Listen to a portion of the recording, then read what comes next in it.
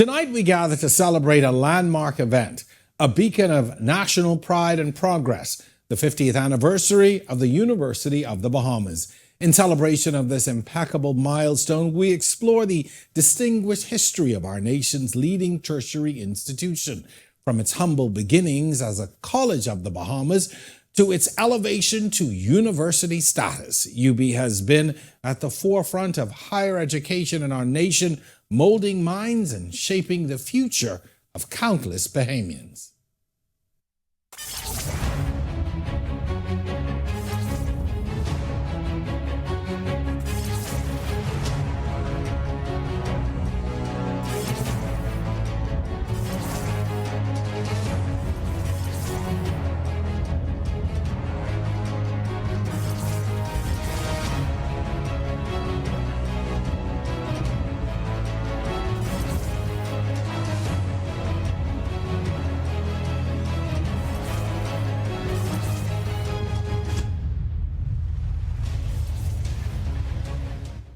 The University of the Bahamas has been instrumental in positively impacting the lives of students across the country. It's a place where potential is nurtured, where dreams take flight, and where leaders are made. Many of these individuals walk the halls of our very own RTV organization, contributing their knowledge and skills acquired at UB to our community and beyond. Tonight, as we stand with them to celebrate this golden jubilee, we're not just recounting the past, we're embracing a future filled with promise and possibilities. We'll explore the roots of this prestigious institution, highlight its current achievements, and discuss its dynamic path forward. Welcome to On the Record. I'm your host, Jerome Sawyer, and stay tuned as we get started on the other side of this break.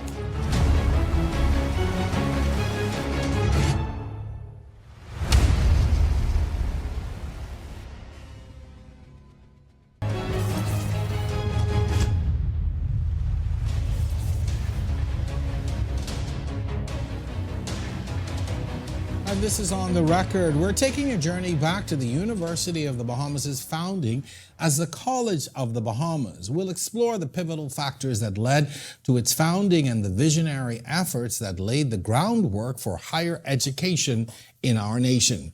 Joining us is the acting president, Janyne Hodder. Welcome to On the Record, President Hodder. That's a whole lot I was trying to say. Thank you very much for inviting me this morning to talk about one of the country's greatest stories. You know, it's so exciting to watch the evolution of this institution. Growing up, I knew the College of the Bahamas. Like so many other Bahamians, I was exceedingly proud when it became the University of the Bahamas. And each and every time I pass, I take great pride as a Bahamian to be able to see and to witness. And even when people come and I'm showing them around, I'm like, oh, by the way, this is the University of the Bahamas. Do you find that a lot of Bahamians outside of the university share that same pride in what it is that this institution has become? I think they do. I think that all the information we have from our alumni, their families, the reach they have is that this is a success story for the country. Last year we celebrated the 50th anniversary of the country. This year we're celebrating the Jubilee, the 50th anniversary of the university. And now the university wasn't an accident. The college wasn't an accident. It was an intentional infrastructure built by the founders of the country to advance this country. We had a chance to read last year and earlier this year this speech that Senator Finley gave when the college was created about building a college then and a university later, and we've done that. And I think we are one of the pillars of national development. Most definitely. And it brings me really to my first, really substantive question about the primary motivations behind the College of the Bahamas 50 years ago. And what were those motivations? Well, I think there were two primary. Well, first of all, I think we were a pillar of national development. Nationhood brought an interest in building strategic infrastructure. Higher education had to be part of that. Why? For two reasons. To give access to more and more Bahamians to higher education, to advancement, to new professions. But the second, also to fill the positions that had up until then been filled by non-Bahamians. If you go back to the early days, some people might remember when accountants were Scottish or even Canadian, when teachers in senior high were expatriate, when you had nurses. And so the college came to create the labor force, that developed the labor force that would fill the positions in those institutions and areas that would help to build a country. So we formed accountants, we created nurses, we have one of the best nursing programs in the region. We educated teachers, we expanded. So at the heart of this was a vision of how Bahamians wanted and needed access to higher education. I think it transformed and built a Black Bahamian middle class, created opportunities, new businesses. So I think the vision behind that was exactly what we were charged to do. And we've realized that vision, which is to help build a nation. Who were some of the sort of key figures who were instrumental in establishing the college? Well, I'm going to have to go with the government at the time, obviously, so in Pinling. I think we had all of the ministers of education at the time. Then inside the college, we had the most amazing leaders. Our first was John Knowles, but we had, Bacchus, Jacob Bino, and then our very own Kevin Bethel, Roger Brown, Eleanor Thompson, Mavis Pratt. And these are the giants who actually built day by day, created the college itself. And I think, some of your listeners or viewers may not know, but, I was a lowly lecturer back then, so I do remember well. I remember the days of Gestetner machines and ink-stained fingers and hardly rolling exactly. But I remember the inspiration our leaders gave us, that we felt that we were doing something that had meaning, that was important. And we were starting, as you know, it was built from upper sixth level of government high, Zhivargo Technical, and it had, San Salvador Teachers College, Bahamas Teachers College, and we all ended up together building curriculum. So there were still people offering A-levels, and we were doing associate degrees, and we were working with the Joint Board of Teacher Education out of the University of the West Indies to design curriculum for training teachers. The leaders that we had at the time were inspirational to us. And they also kept our feet to the fire, though. Like, if you thought you couldn't do this, you could, because they were telling you could. What would you say were some of what was the socio-political climate of the Bahamas during that time, and how did it influence the establishment of the college? I think there was faith. I think there was a lot of faith that there was a policy on Bahamianization, but that meant that you had to have people who had the qualifications to fill those positions. There was a sense of exuberance and faith, that we were going to be able to meet the incredible mission with which we were charged, which is really to grow higher education in the country, to line that up with national development goals, to meet the needs of the labor force. And the sense we had is that we were supported in doing that the country wanted us to do that, and that we wanted to do that for the country. So it was a kind of a mutual relationship of high expectations around us. Ministers would come and ask us to deliver programs and a high need or wish to deliver on our part, because, the university or the College of the Bahamas doesn't exist outside the country. It belongs to the Bahamas. It belongs. It's our university collectively. It's not ours internally. It's ours nationally. Now, I know it was not all, if I'm going to steal a phrase, rainbows and glitter. It was very difficult starting this institution. So I want to talk a little bit about some of the challenges that faced the college during the early stages. Well, I think the challenges were always somewhat about resources, but it's odd that you should ask, because my memories are less about the challenges than about the victories. Wow. There were challenges. I made the remark about Gestetner machines, which I've learned to absolutely abhor, mimeograph machines as well, and having enough visual aids, or having the resources, or not having air conditioning in classrooms, and, running your class in June, and, students are drenched and so are you. And so there were challenges if you compare that to today. But I think the spirit of doing something together for the betterment of the country was what I remember. And that so that we were perfectly capable of, okay, let's sit down and we need to write new curriculum. Let's do that. And we were led by leaders who believed that. Every moment of every day, they came back and said, okay, we need to develop a new program. We need you to write curriculum. We need you to teach these courses. We need you. So the challenges weren't disheartening. They were motivating. Interesting. At the head of all of this, and I always look at the time and how the college even then was leaps and bounds ahead of so many institutions. You had in the late Keva Bethel, a female who led this institution for so long, first as the principal and later on as the president.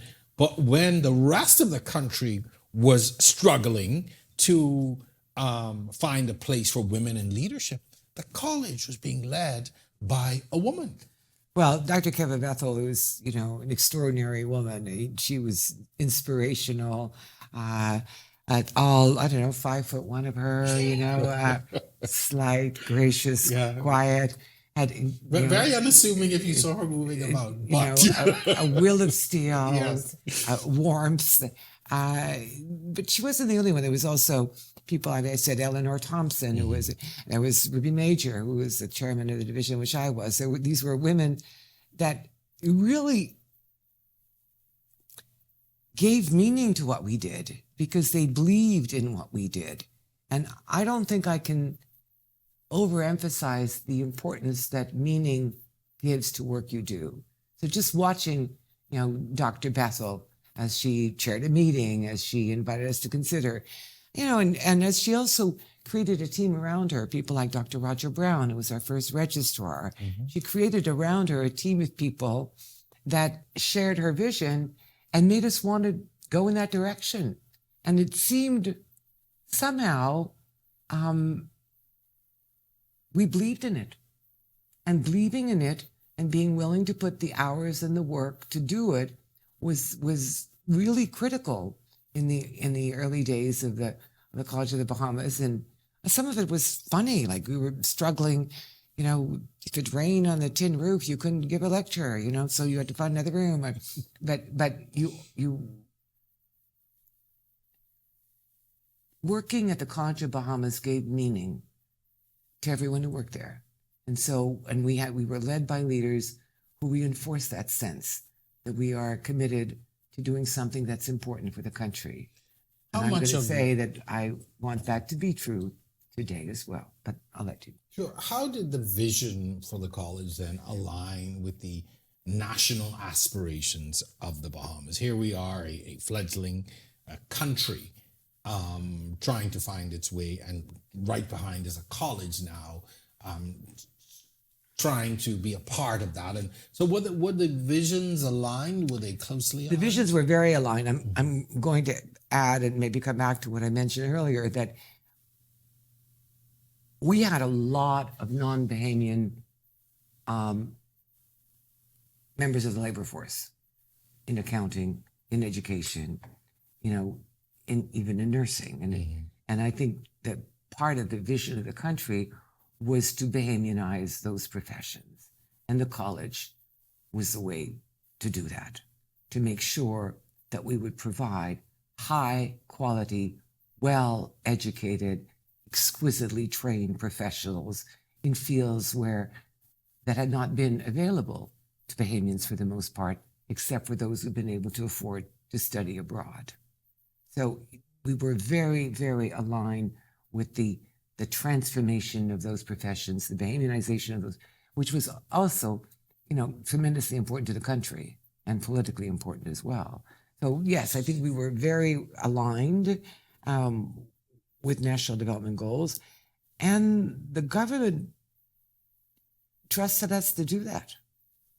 So we had a close relationship, an effective relationship with successive ministers. There was trust. There was faith in us, and there was trust, which was a pretty good recipe for success. Most definitely. Have important meaning, do something critical for the country, trust and respect one another. What more can you ask for? I think that's the secret to our success. In working on a piece I did last year on the university and its establishment, there were references to the fact that there were people who doubted that it could happen. There were people who doubted the quality of the education that was being given. How, first of all, was that disheartening for you at any time? And how did you manage really to effectively overcome those doubts? Well, no, the answer to the second question, no, it wasn't disheartening because I think they're wrong. I still do, and I thought so then. Mm-hmm. And I'm going to say that we did some things now, moving more closely, that demonstrate that, what I'm saying is correct. About 15 years ago, we started a study abroad program, and we started sending our students, which were good students, on study abroad. And we had cases where our students had a 3.1 GPA with us. They were coming back with a 3.6 GPA from universities all across North America. Okay, so we're going to go with, we're doing just fine. Thank you very much. Mm-hmm. I think there was and there might still be, but I think there was a small group or a sliver of people, and perhaps that's still true in other fields, who feel, oh, if it's Bahamian, I can shop in Miami. You're quite right. Yes. I think that's a small group, however, because by now we have over $20,000 alumni who are succeeding in every field. It would be hard to say we don't do a great job. You'd be hard pressed to go to talk to any family in this country Mm-hmm. that doesn't have someone who either went to UB or knows somebody who is at UB or gone to UB. The quality of our alumni, that's the answer. That's the proof. And I think over the past 50 years, we've got, I'm going to quote them all. I mean, we've got Bernice Joaquin, we've got Zhivargo Laing, who you made, Bishop Neil Ellis, we've got Carmen Butler, we've got Larry Gibson. I could keep on naming Mm-hmm. an incredible number of people, plus, 40 of our the MPs. There are a lot of people in the country who went to COB who have been very, very successful. And, we are pretty much, I'm going to say, maybe a large number of our current leaders at COB also at UB are COB. So if you doubt the quality, you can't be doubting that now. You just have to look at what our alumni are doing in this country. And I have to throw in many of my colleagues in this business, in the media business, are certainly COB and UB graduates. So certainly we're happy to add colleagues. So just before we go to the break, I know there were so many things that happened in the early years, but what do you believe were some of the college's most significant accomplishments during those early years of its establishment? The creation of a single institution from 4 different cultures. The ability of our leaders at the time of taking 4 quite different cultures, a technical college, an upper 6 or government high, a Bahamas Teachers College, and merging that into a cohesive institution. I know that today that looks like it's an easy thing to do, but if you think about that, mergers across institutions that have different cultures often flounder, and ours didn't. And that's a tribute to our leaders who found a way to bring us together and to keep us together, essentially united by a common vision, even though we had come from very, very different institutional cultures. I think that's pretty fair. Well, we are going to take our first break in the show. When we return, we'll dive into the current excitement on campus, the development and the initiatives that has the UB community abuzz today. Stay tuned. You're watching On the Record.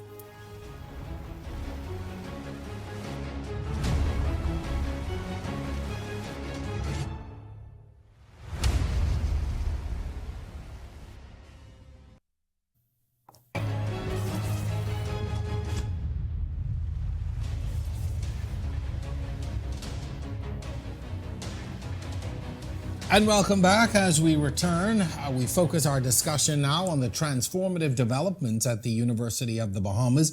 We are still with President Hodder, but joining us is Zhivargo Laing. He's a UB alumnus, a former minister and member of parliament, and the current executive director of Government and Public Policy of the Government and Public Policy Institute at the University of the Bahamas. Welcome to On the Record, sir. Thank you for having me. It's a pleasure. All right, and President Hodder, thank you for remaining with us. Zhivargo, I'm going to start with you. I'm going to begin with the sentimental. What do you remember most, or what are some of your best memories of being a student at the college? Having arguments under the rubber tree. And in many ways, beginning your career. Standing in the foyer, having robust discussions with other students there. But seriously, I call the University of Bahamas, then COB, the place of my beginnings. I literally, in terms of understanding the potential impact that I could have as a person and taking seriously any roles that I took on, that happened at the University of the Bahamas, at the College of Bahamas then, and created for me a trajectory in every other space I occupied in leadership. The reference point was what happened to me when I was president of the College of the Bahamas Union of Students. And my inspiration, my motivation, and my push came from other students. I think, when you talk about even your role as president of COBUS, so many of our leaders started in that role, or started in a role in COBUS, and have gone on to do so many significant things. I remember, sometimes I think back of some of the protests, for instance, that were led, and who the presidents were, and who were some of the spokesmen at the time. And I look at them now and where they are in the society, and I think to myself, wow, that was an amazing training ground. Absolutely. For a lot of leaders. I was recruited to the presidency by Joyanne Ferguson, who is now senior. She's now a justice, a senior justice. Exactly right. Wow. And when I came to be introduced to COBUS, Michael Pintard was one of its senators, right? And I was succeeded as president by Darren Cash, who also served as a senator in this country, right? And then you have Neil Ellis, who was also Reverend Bishop Neil Ellis, who was also a president of the College of Bahamas Union of Students. So the university was just a field for our human resource nurturing in many, many ways. I have to ask this. Is there a Hall of Fame for COBUS? Well, there's a Hall of Fame for all the alumni, and a lot of. And I should tell you that I just tell you that the current SGA, Student Government Association of the University, I think I'm going to announce first-time announcement is planning to do an event honoring every single COBUS president at the end of June. So keep your eyes out for it. That should be quite an event. That'll be an incredible event because. Wow. And that's what the current part of the celebration of 50th is. Our current student government leaders want to do that. Fantastic. And they've been doing really, really interesting work at both honoring the past, and also they did a wonderful conference a few weeks ago, bringing Family Island students, a conference on youth leadership, talking to them about leadership opportunities, inviting them to come to the university, and talking to them about developing your leadership as a young person. So. Well, I'm looking forward to it. I'm a fan of history, and I take opportunities like that to really highlight where we've come as a country and some of the people who've really contributed to nation building. And now, COBUS, now SGA, has really played a significant role. But I want to talk now about really the significance of the transition from College of the Bahamas to University of the Bahamas, and why was that transition so significant and important to the development of the institution? Well, let me start by the first transition. It was, moving from associate degrees only to doing baccalaureate degrees. Mm-hmm. I think, that was really a significant change in the college, and we started doing that quite quickly. And then the second significant step was to give the college somewhat more autonomy. So that happened again under Dr. Bethel's watch. Mm-hmm. And we went to having baccalaureate degrees and then, having more autonomy. So it was gradual, I think. And all of those steps meant that we were increasing our enrollment, facilitating access to higher education, making it easier for people to complete and get their degrees here. And we had to deal also with something we're still dealing with that we need to, in a way, correct. We need to tell people, come to the University of the Bahamas and get your degree. Come to the university and get your degree. We don't want to be a feeder school I was for going to ask, another university. why is that messaging so important? For a couple of reasons. One, I think it's better if students stay at the university for all kinds of developmental and cultural reasons. I think it's great if they study abroad. So our dream would be now, and we're talking about that in our strategic vision, what I'd like to be able to say is, come to the University of the Bahamas and see the world. So we can guarantee you a, semester abroad experience, a student exchange experience. And we've signed a lot of agreements with other universities. We just signed this week an agreement with the University of Botswana, and we're hoping to receive students from Botswana as well to send Bahamians to the University of Botswana as soon as the fall. I think you want, there are a couple of reasons. I think it's better for the students. The other part is I think it's also better from a research perspective to develop the research capacity, to keep faculty interested in providing both undergraduate education, graduate education, and in carrying out research. So the natural growth is to be, and we are a full 4-year. We no longer offer associate degrees where we have a bachelor degree. And we're also increasing the number of graduate degrees we're offering. I want to go back to something you said about the research and why is a research component so important to the life of a university?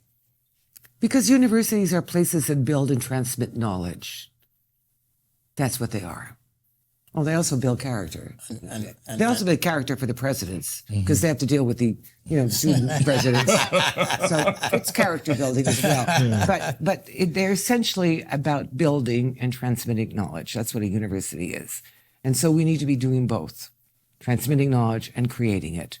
And there are a lot of areas in which creating knowledge in this country should be attached to the knowledge this country needs to develop and grow. And I think that's one of the key things too, is that it's not just good for the university, that knowledge building is good for the country. I mean, and sometimes I think we miss that. We just look at it as a place where we send our kids to be educated. Listen, the first piece of research I ever did in my life, I did at the College of the Bahamas. It was on the Queen Count, the Strumbus Gigas.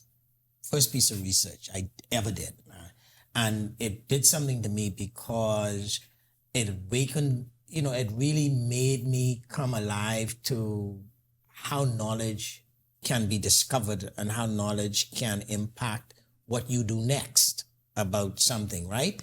And in my master's program, all the other research that I did, it just so fantastic to be able to understand better how the world works and then to try to apply that knowledge to helping the world work better.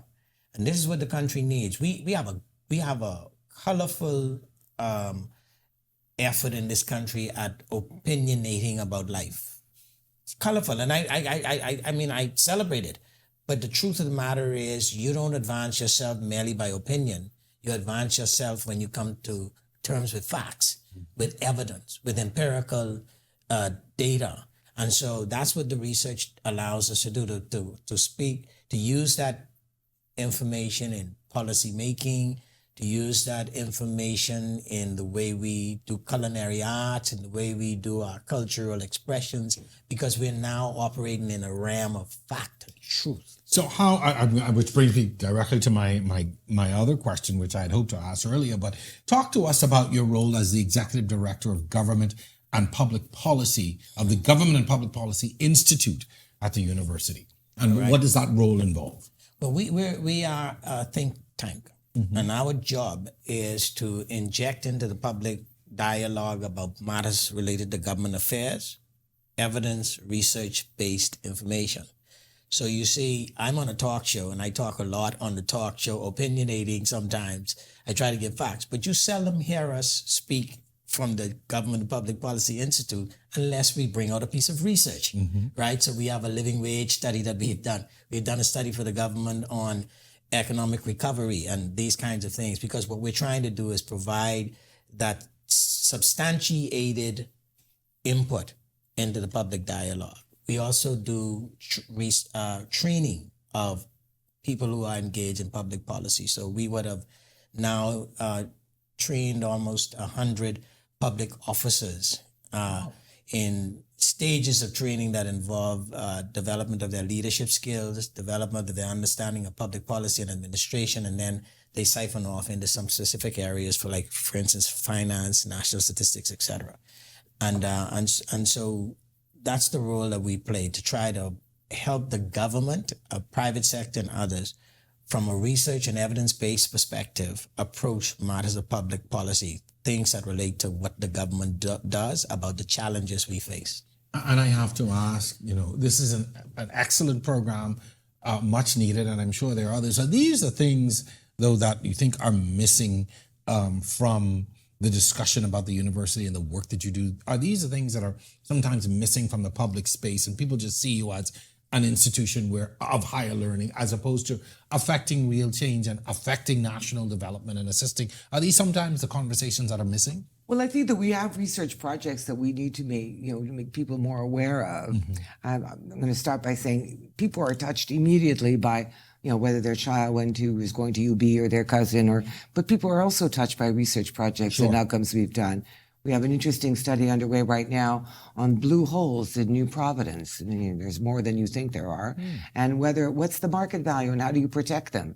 And then, are they part of our patrimony that we should somehow put a value on so that we could use that value to protect them forever in perpetuity? That's an important study. It has to do with the protection of blue holes, and it's also not only in New Providence, but elsewhere. So there are studies we're doing. There's another interesting study, this one in the culture, about looking at preserving some of the creative arts that were not really completely recognized before they disappear, going back and creating a sort of a library of material having to do with photographers and painters and of the past 50, 100 years. So there's work there's work that's being done in history, historical research. There's another research project that's looking at the effects of displacement on people post-hurricane. What happens when you have to leave Ragged Island and it breaks your heart? And how do you go back? And what does rebuilding mean? And how do you rebuild without building the past, but also preparing the future? How do people keep those ties? All of those things are important. They're important to the lives of people. So I think that's the research that we need to be doing, including in the sciences and, climate change. But there's research that really has an impact on government policy development and on all kinds of decisions about things. On the prison system, prisoners, and gender issues that we've seen of late. My question now is, or my next question is, how, you've got some wonderful research that obviously is very relevant to almost every aspect of our life and development, but and this is without asking any particular government, but are governments using that information? Are institutions and our businesses and those who make policy, are they using this information to make informed decisions? Or, as you've said, is it we're just going off of opinion and sometimes what's politically expedient as opposed to what's the research? I'm going to jump and say that my sense from everybody in government and in the public sector is that they are dying to use information we give to them. Well, that's good to hear. These are all people who actually are committed to making the world a better place, and so they are. I'd say they're starving for data and information. I don't know. Would you agree with you? Yes, to the president's point, across administrations, because remember, some of the studies we've done was commissioned by them. Sure. So we've created, for instance, a dynamic economic model that is the possession now of the Ministry of Finance to help them in their scenario making and so forth. And so they commissioned these studies. And so I think there is an appetite to both get and use information from the university. How is a university ensuring that it remains inclusive and accessible to all Bahamians? Well, we are very inclusive and accessible. So, we have Bahamian citizens have access to the tuition grant. And so, which makes it really that the government is paying your tuition if you're a full-time student taking 12 credits or more. So we think we are accessible. We have, for students who may not qualify for the grant, we still look for private scholarships. We're very responsive to the needs of our students. So I think we are inclusive, accessible, and I'm going to say we want to recruit. There's 6,000 students coming out of high school every year. We'd like to recruit all of them that can benefit from higher education. and we will be recruiting very actively. I'll come back to the recruiting question. And then the university has the person who was responsible for looking at the needs of disabled That's also true. students. Full time, whose job it is to ensure that the university is Provides attending to those accommodations needs. for any student with any kind of disability. And we've been doing that for a number of years now. So we are very committed to that. And it's part of our, I'm going to say part of our DNA, part of student services, part of the academic awareness, faculty being aware that students may need accommodations, sit down with the person responsible, what kind of accommodations do our students need. We want to build for success. You mentioned some 6,000 graduates coming out of high school, and pardon me for not knowing this, but what percentage are you able to say that come to the university, and what would you like for that to be? That's a good question. We have we have 2,000 applications right now that we're looking at for the fall. It's a good question because it's how many of those students meet the criteria to have access. That's number one. The second is, what are we doing? And we're trying to do things right now to address the underperformance of men in the education system in this country. So we are actually looking at what programs do we offer. Can we offer programs that would be more attractive, that would be more likely to attract young men? I think that, and this is also, we know, a major concern of the Prime Minister, which is, what do we do to make sure that young men are accessing higher education? So for us, we need to ask the high schools and the education system, how many students do you think are ready for post-secondary? As I said, we've got 2,000 applications now. I'd like them all to come, see if we have more.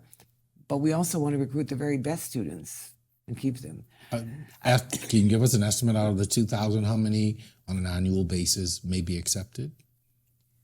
Well, we'll probably end up with an entering class somewhere, around 1,700, something, somewhere in that vicinity. We'll see. But we could take more. I want to just, I don't know if it's a good time to jump in, but I want to say that some of the things we're doing at the university are also tied to a very important initiative that's underway, which is our national and international accreditation initiative.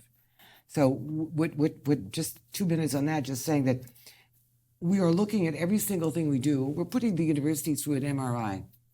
It's not quite as noisy as an MRI would be. No, maybe it is. It can be. Maybe it can be a bit noisy. But it's actually looking at every single thing we do and looking at how we do it, whether it meets best practice, how do we report, how do we record. And that's really a continuous improvement cycle.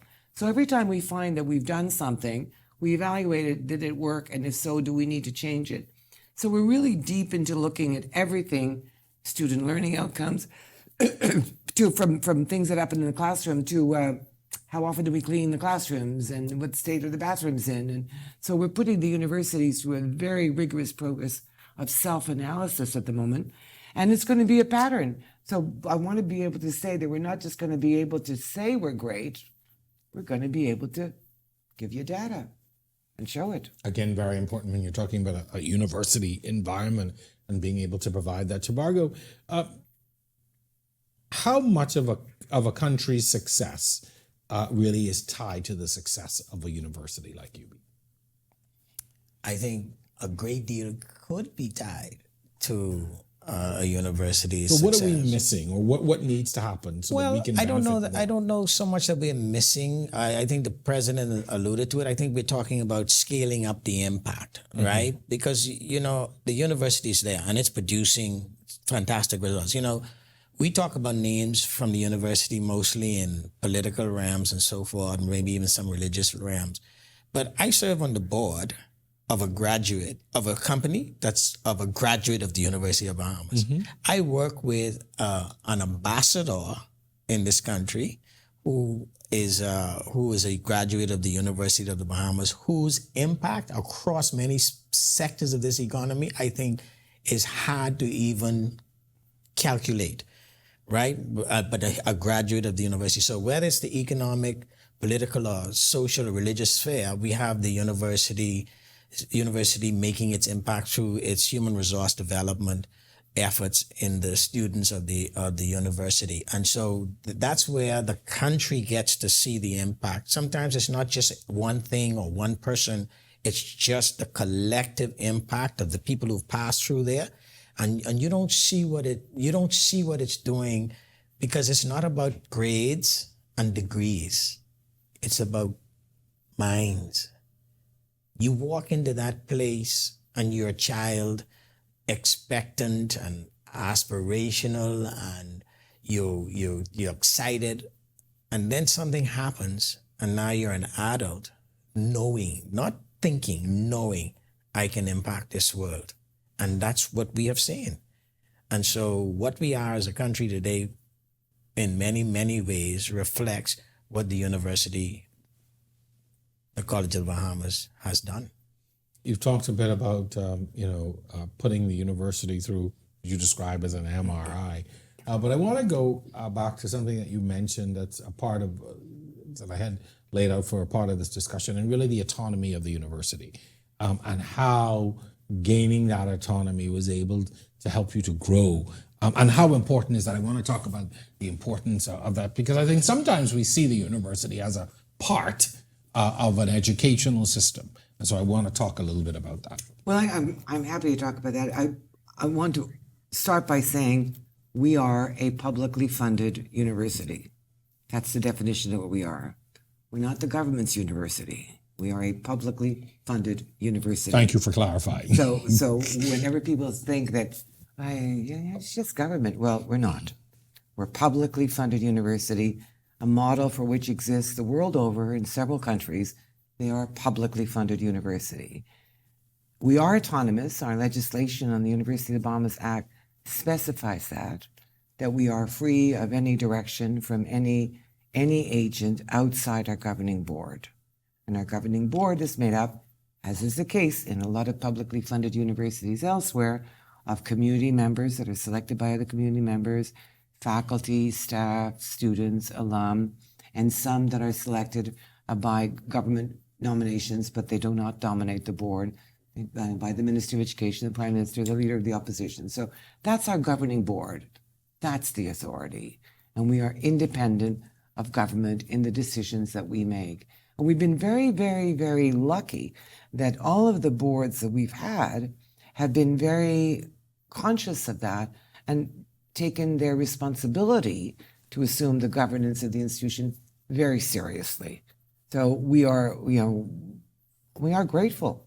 We have an extraordinary board now that's led by, Chairman Alison Maynard Gibson, Vice Chairman Gadwell McDonnell, an incredible number of people across, various fields in the country who have protected our autonomy. Why is autonomy important for a university? Essentially, autonomy is important to protect the academic freedom of all inside the institution. I've said before, universities are places where you build and transmit knowledge. Mr. Laing said, they might also be places where you have debates.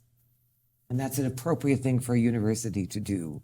And so to be able to protect our capacity to be the space where debates can be held, as long as they are based on research, knowledge, the discipline, fact, without fear of any kind of intervention of any kind, is what makes a great university. And we are really, really, we really are and should be grateful for the fact that successive governments and the country at large have recognized that giving the university autonomy is a good gift.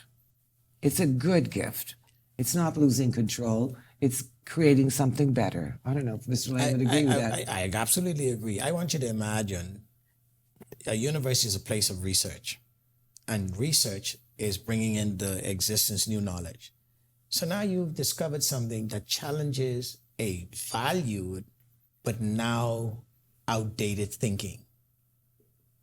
And you don't want people to say, yeah, but if you bring that new knowledge in, that's going to make this a problem for us. You need a university to be able to say, but that's not my problem. I just discover the new stuff. You figure it out. Yeah. Well, yeah, Folks- people need to do this without fear. Yeah. But also keeping to very rigorous academic standards. Exactly. Yes, yeah, which I think is very important. Folks, we're out of time on this segment. Before we go, I want to extend a heartfelt thank you to President Janyne Hodder for continuing to do some great work at the university.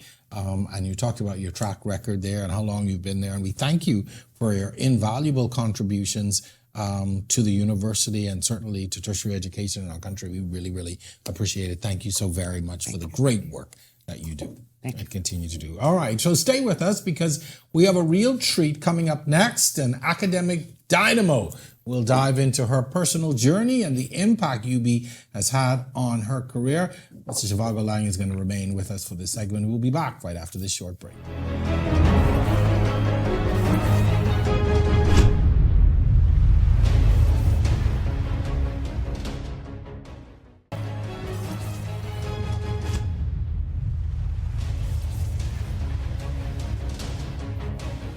This is our final segment. We are still joined by Mr. Zhivargo Laing, but joining us now is a distinguished guest who embodies the spirit and success of the University of the Bahamas.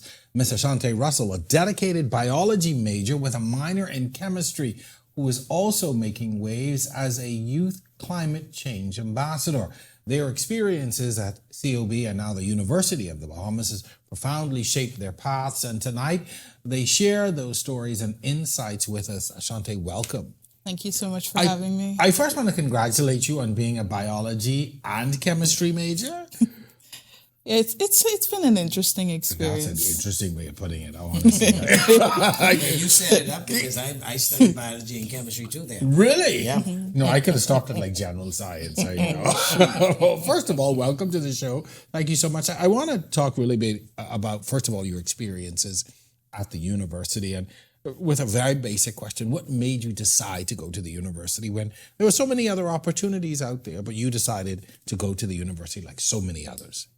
Yeah, for sure. Well, growing up, I've always been formally associated with the University of the Bahamas. My mother actually works there and has worked there for quite a number of years. But in going back and forth between different programs, I knew pretty early on that I wanted to study somewhere where I would have access to the water. Because ideally at the time I wanted to do strictly marine biology and conservation research science.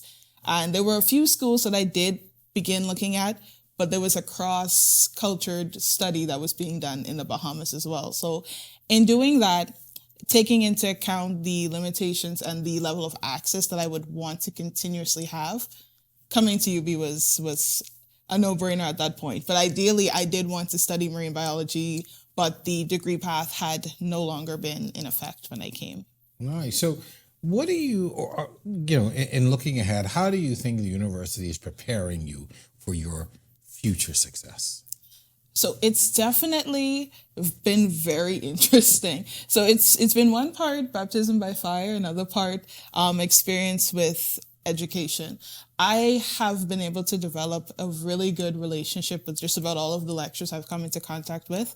And in doing that, each of them have been able to deposit something very unique and necessary for the work that I do.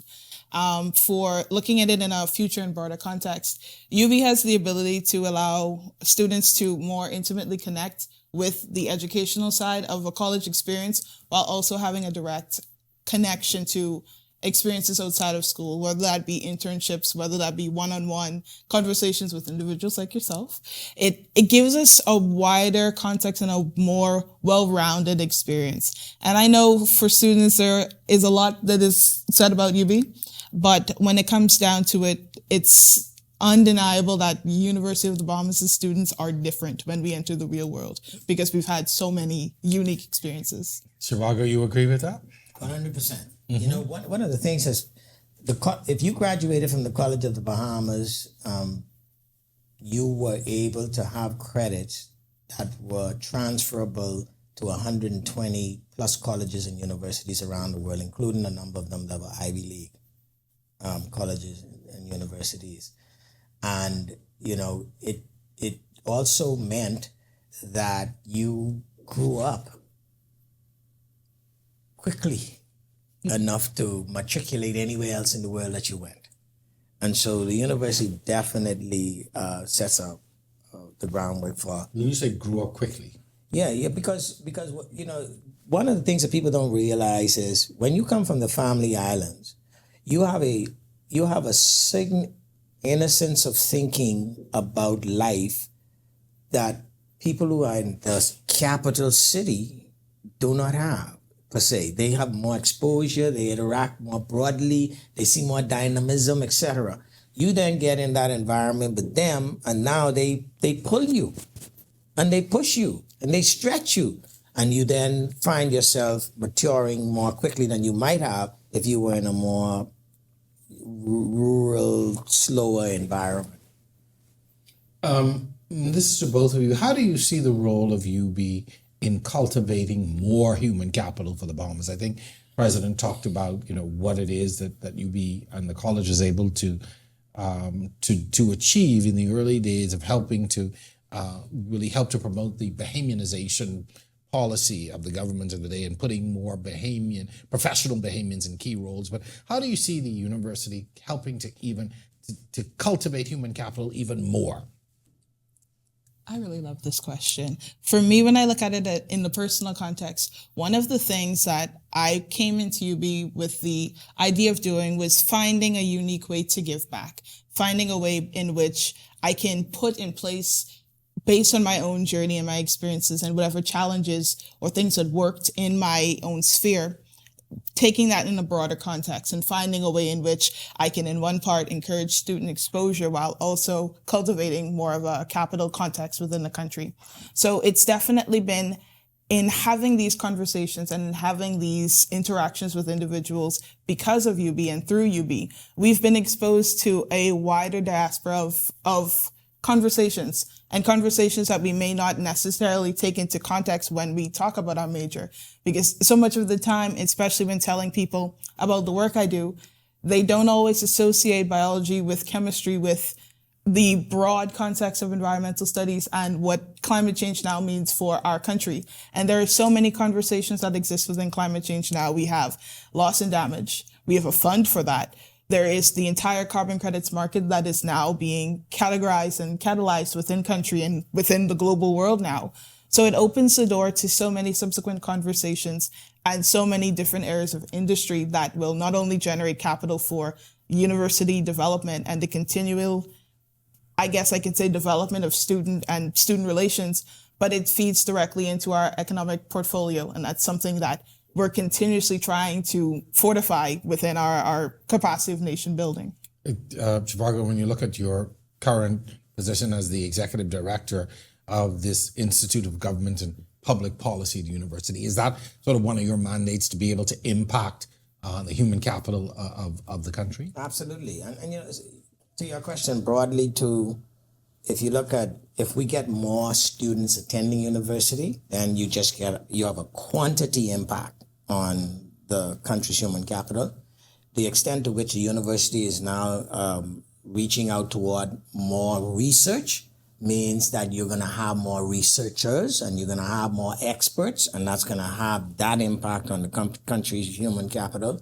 And then the extent to which university students are connecting with real internships, whether in the public or private sectors, then you also have that impact from that point of view. So you have people who are training, but also getting on real-time experience, who are going to be able to accelerate their impact in either the public or the private sectors. And so in those ways, I think it's just core and central to the development of our human capital. And I have to tell you right here, we have a steady stream of interns coming from the university.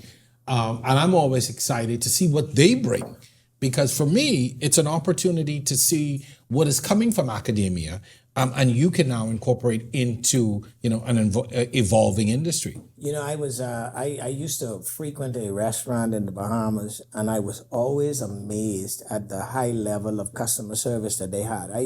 It just really impressed me. And then I asked someone who managed the place, I said, why is it that your customer service seems so much more elevated? And they said, because we hire a lot of students from the university, from the College of the Bahamas. And I went to Arizona to attend a conference, went into one of the Marriott hotels, and I was just blown away by the customer service. Who were the people? University students.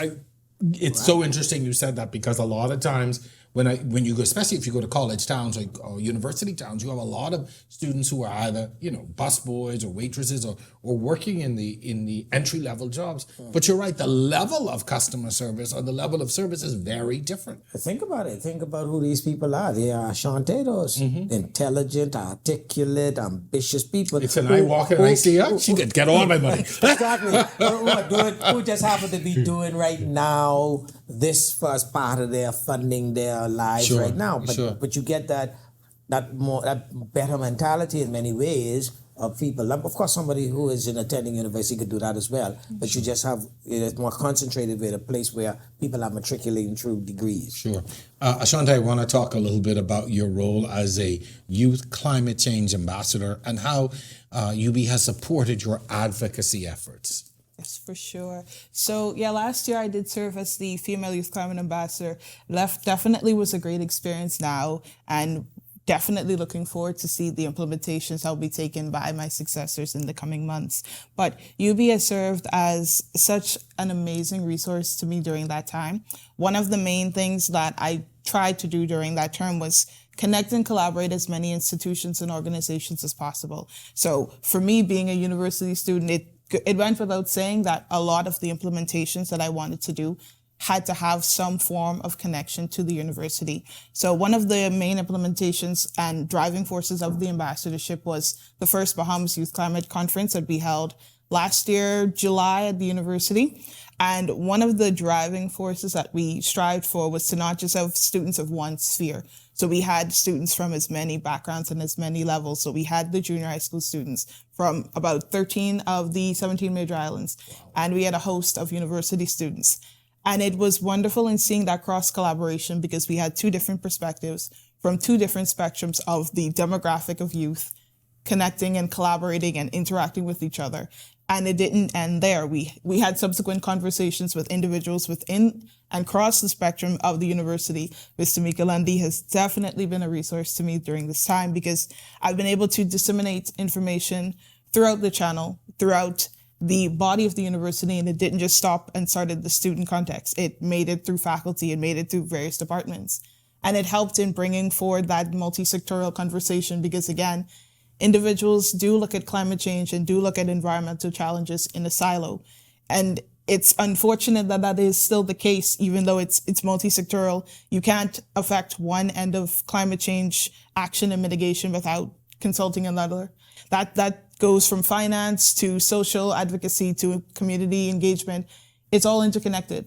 And in starting in institutions, especially because our generation is in one part innovative and in another part the direct recipients and inheritance of this particular problem. Most definitely. Using us as that intermediate body that connects the experts within the field with the generations to come is one surefire way to actually begin to rectify the challenges that we didn't create. I just have to tell you that you are an amazing representative of the university, but also, I mean, we could have a whole separate conversation on climate change. We can bring you back to talk about that another day. I just want to say that. Also, I have to put in a plug.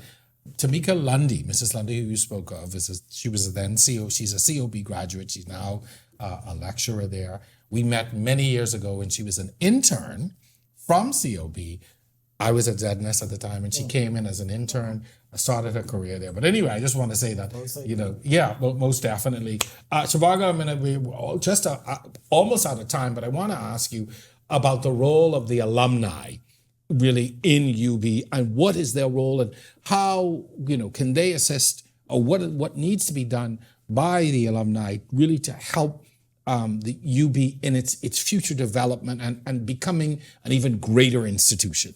Well, on the one hand, alumni are the greatest testament of the work of the university.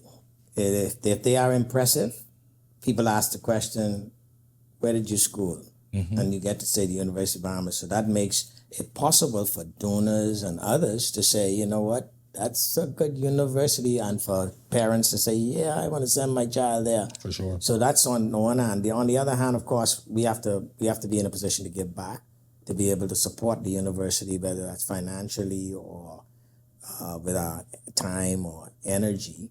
And so we play a role. We definitely have to play a role.